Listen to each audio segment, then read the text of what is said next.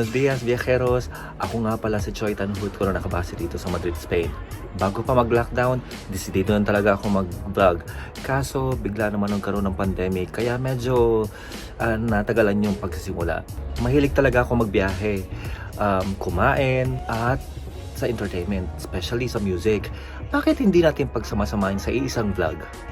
Pag nag-travel ka, syempre kasamang food trip, hindi pwedeng mawala yun. Ang entertainment naman, usually nasa kalye lang yan. Especially dito sa Europe, ang dami sa kalyeng mamamanghakas sa sobrang talented. Sa ngayon, nakakalabas na tayo at unti-unti nang nagiging normal ang ating mga buhay. Pero kahit na may mask at may social distancing, siguro kung makikita nyo sa ibang videos ko, wala akong mask. Pero huwag kayong mag-alala dahil sinigurado kong walang tao o walang masyadong tao bago ako mag-video. Syempre, safety first. Ako'y biyahero, kalyetero, marating lang ng mga paa. Ako at eroplano, ako'y biyahero, kalyetero. Kahit sang sulok ng mundo, samahan niyo ako. Biyahe tayo.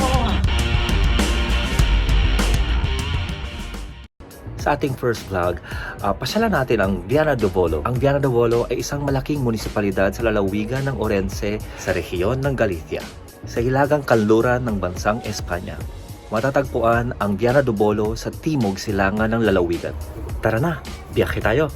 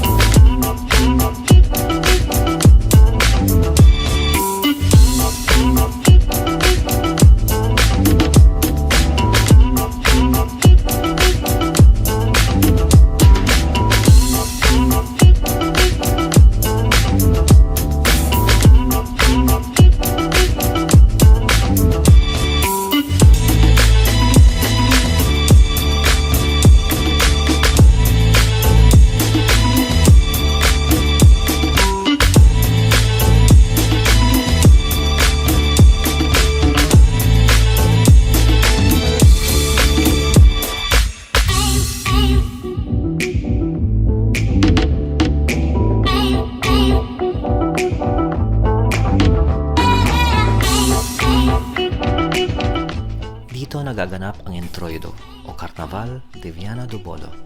Ito ang pinakamatandang karnaval sa Galicia at dahil sa pandemic, nakansela ito.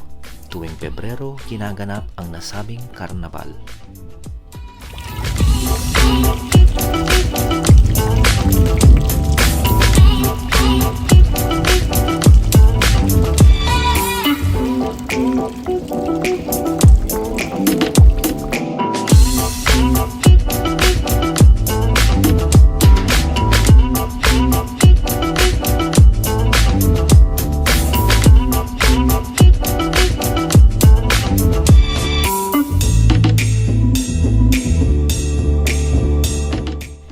Meron kami laging dinadayo para kainan. Famous ito sa steaks. Di pwedeng di kami kakain dito pag pumunta kami ng Galicia. Churrasco de Oro ang pangalan ng restaurante dito sa Agodiña. Tara, food trip tayo.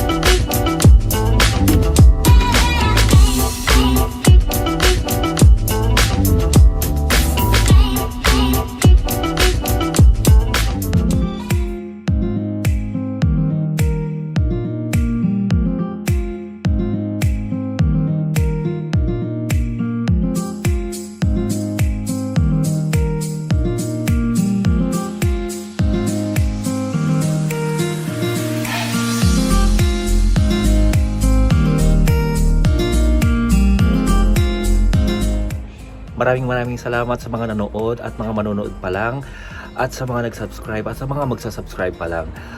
Maraming salamat. Hanggang sa muli. Adios! Sa bawat panig ng mundo, latapin